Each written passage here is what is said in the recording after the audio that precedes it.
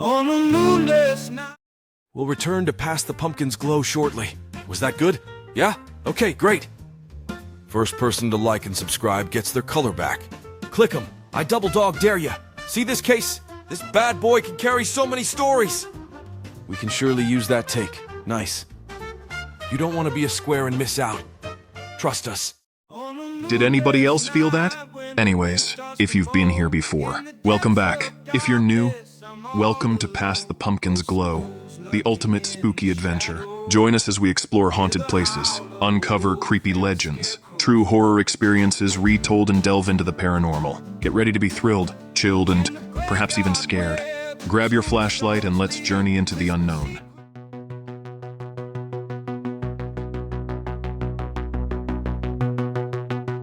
The day had started out as any other Saturday in the sleepy town of Ashford. The sun was high, and laughter filled the air as my friends and I planned our weekend escapade. There's something about the blend of autumn's chill and the thrill of Halloween around the corner that makes even the most skeptical among us open to the idea of ghosts and the supernatural. Our group, a close-knit bunch of college friends, decided on a whim to visit the old Native American cemetery on the outskirts of town. It was said to be haunted, a rumor that had circulated in our town for as long as anyone could remember.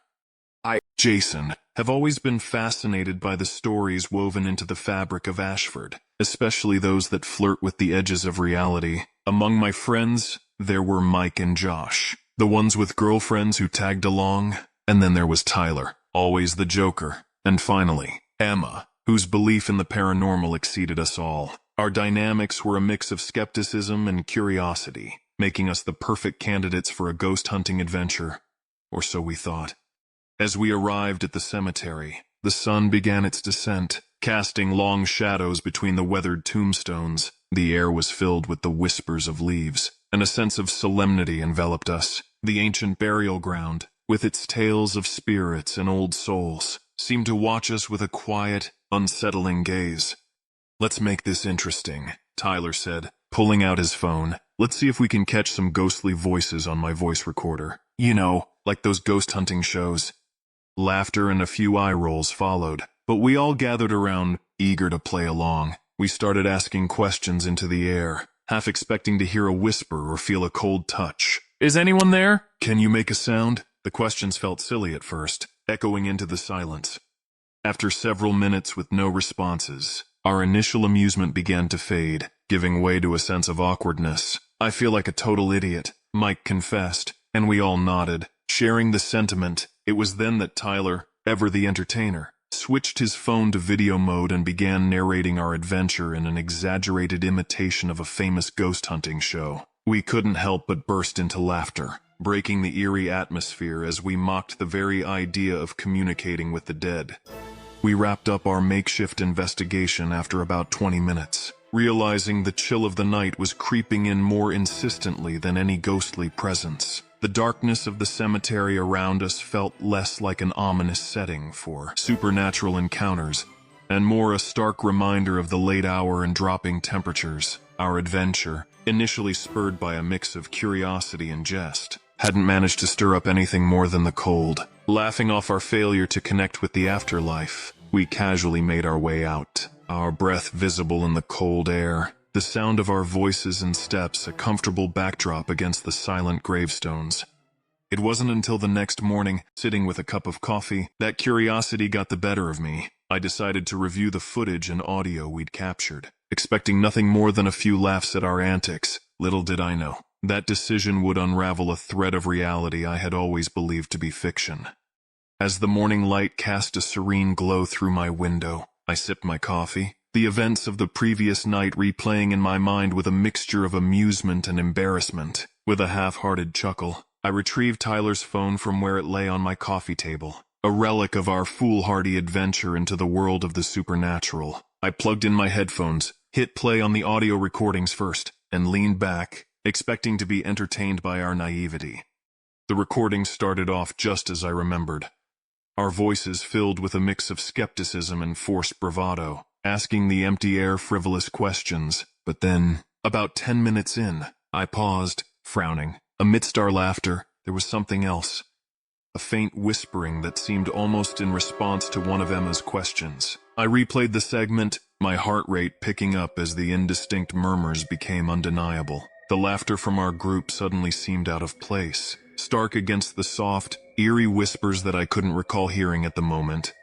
With a growing sense of unease, I switched to the video recordings. The screen lit up to show Tyler's face, illuminated by the phone's light, doing his best impression of a paranormal investigator. We were all there, a circle of friends bound by disbelief, mocking the very idea of an unseen world. But then, as the camera panned around the darkened cemetery, I froze.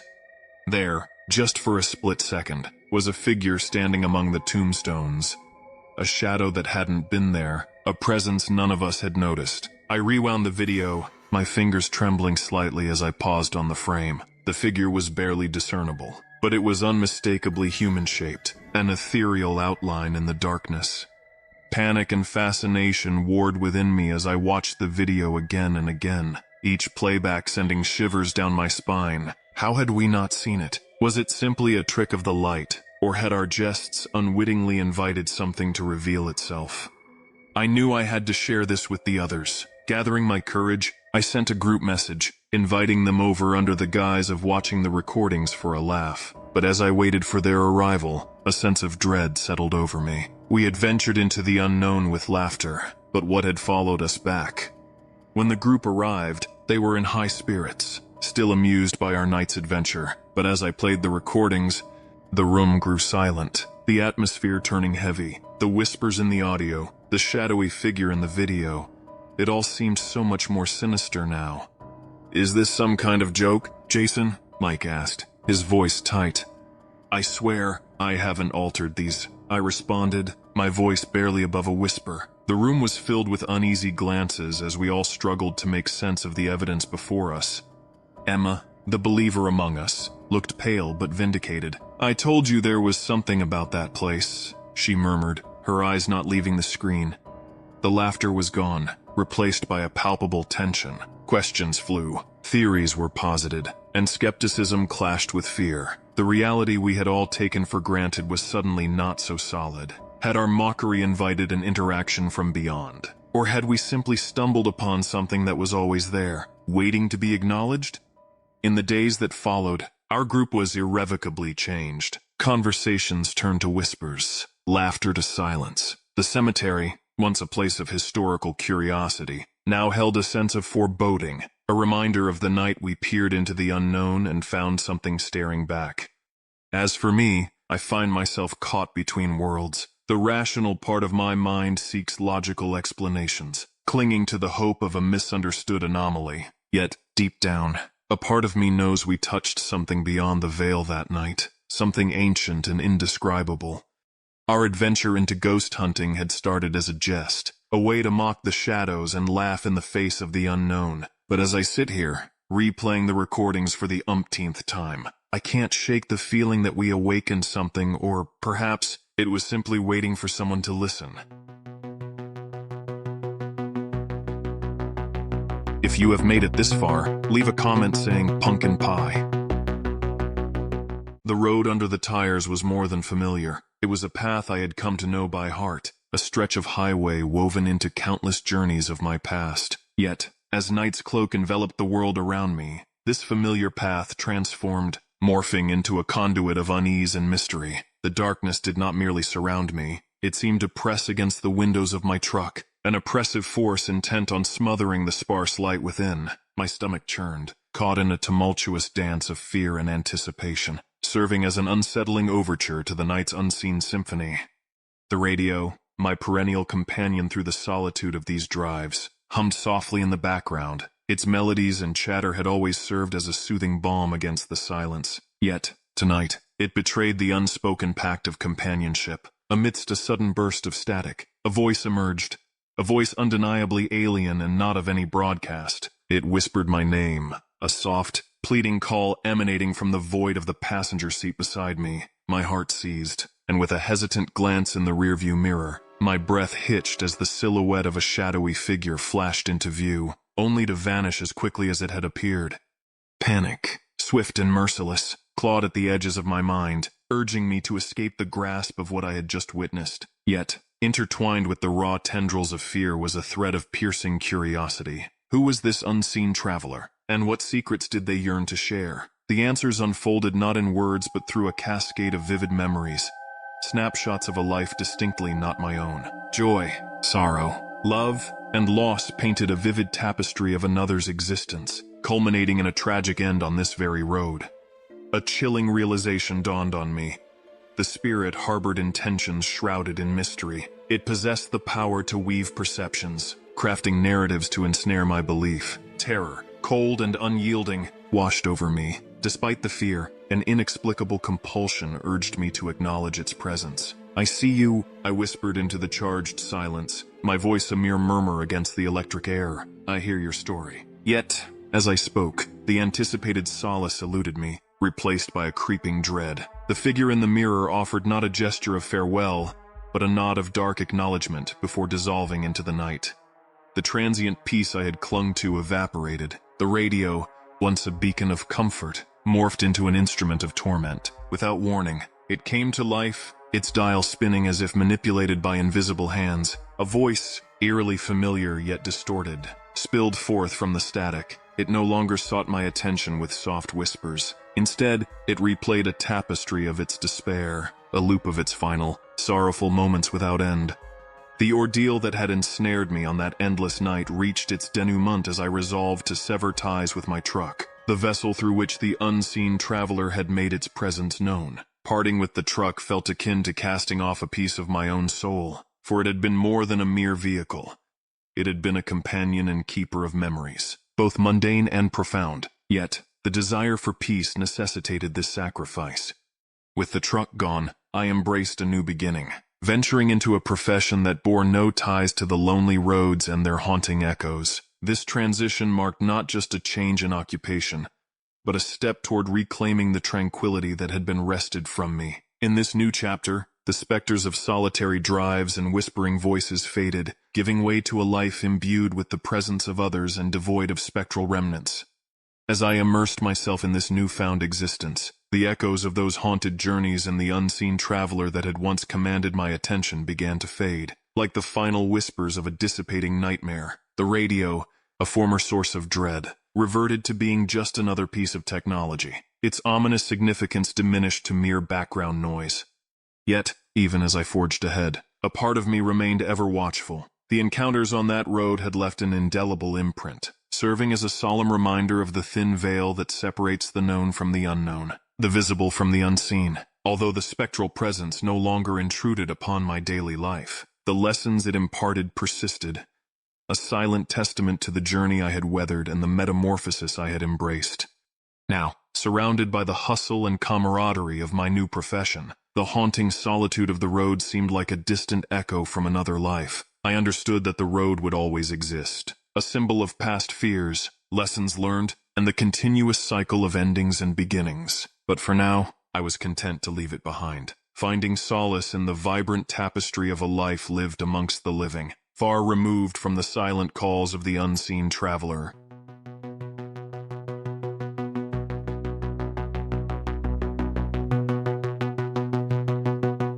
In search of solitude and a fresh burst of inspiration, I rented an old, quaint lake house, hidden within the embrace of a dense, untamed forest. The online listing promised isolation and tranquility, a perfect retreat for a writer battling the relentless tide of city noise and distractions. Upon arrival, the reality surpassed my expectations. The house, with its weathered wooden siding and a cozy, inviting porch, looked like it had been plucked from a storybook, its reflection shimmering on the glassy surface of the lake. The first day passed in a blur of unpacking and settling in, with the serene environment acting as a balm to my frazzled nerves. However, as the sun dipped below the horizon, casting long shadows through the dense thicket, an unsettling discovery shifted the mood from peaceful to eerie. My exploration of the house led me to a locked attic door and a large, ominous painting hidden under a thick, dusty cloth. Despite a sinking feeling of unease, my curiosity tipped the scales, urging me to uncover the hidden artwork. Pulling the cloth away, I was met with an unsettling, almost lifelike portrait of the house under a tumultuous, stormy sky. The attention to detail was impeccable, capturing the essence of the lake house with an eerie accuracy. But it was the shadowy figure standing at the window that made my heart race in apprehension. It was painted with such precision, it felt as though the figure's eyes were piercing through the canvas, observing me. The first night was anything but restful. The house, so inviting by day, transformed as whispers filled the air, seemingly emanating from the attic. I tossed and turned, trying to dismiss them as the product of an overactive imagination. But the whispers persisted, evolving into a coherent plea: finish what was started. Driven by a concoction of fear and a fierce determination to uncover the mystery of the attic and the painting, I ventured upstairs. The whispers intensified, guiding me until I stood before the locked door. The key, I discovered, hidden within the confines of a dusty drawer in my bedroom, trembled in my hand as I unlocked the attic. The space was cluttered with remnants of a life long forgotten, but my eyes were drawn to an easel positioned in front of the small, round window, the source of the figure's perspective in the painting. Beside it lay a palette and brushes, as if waiting for me. Driven by an inexplicable compulsion, I began to paint, my hands moving with a purpose I didn't fully understand. With each day that passed, I found myself consumed by the painting. The storm in the portrait seemed to grow more intense, mirroring the turmoil within me, and as I added touches to the figure in the window, it became clearer, its features slowly taking form, revealing a sinister, knowing grin. On the final night, as the last brushstroke was applied, a fierce storm erupted outside, the real world mirroring the chaos captured on the canvas. Thunder rumbled, and lightning illuminated the figure in the portrait, now smiling with a sinister, knowing grin. In that moment, the whispers ceased, replaced by a heavy, oppressive silence. Leaving the house the next morning, the sky clear and the air fresh, the painting seemed to serve as a warning rather than an invitation. The tranquility I had sought was overshadowed by an encounter with something inexplicable, leaving me with a story to tell. Yet, the words I pen feel hollow, unable to truly capture the depth of fear and fascination the lake house, with its unseen occupant and whispering walls, instilled in me. The whispers followed me, not just in the physical sense, but lingering in the corners of my dreams, a constant, haunting reminder of the lake house's secrets. The painting, now a permanent fixture in my mind, served as a bridge between the tangible and the unseen, a conduit for an experience that straddled the line between reality and the ethereal. This encounter with the supernatural, or perhaps the psychological, has left an indelible mark. It serves as a reminder of the thin veil between our world and the unknown, and of the stories that lie waiting in the shadows, eager for someone brave or foolish enough to uncover them. The lake house, with its locked attic and mysterious painting, now stands as a monument to my search for solitude, a journey that brought me face to face with the depths of my own imagination and the eerie whisper of something far beyond it. Thanks for listening. We hope you enjoyed. If you did, tell your friends and share the link with them. Whispers creep and shadows dance, terrified inside. Monsters lurking unseen in the thick of the dark. So beware, my friend, as they leave their lasting mark.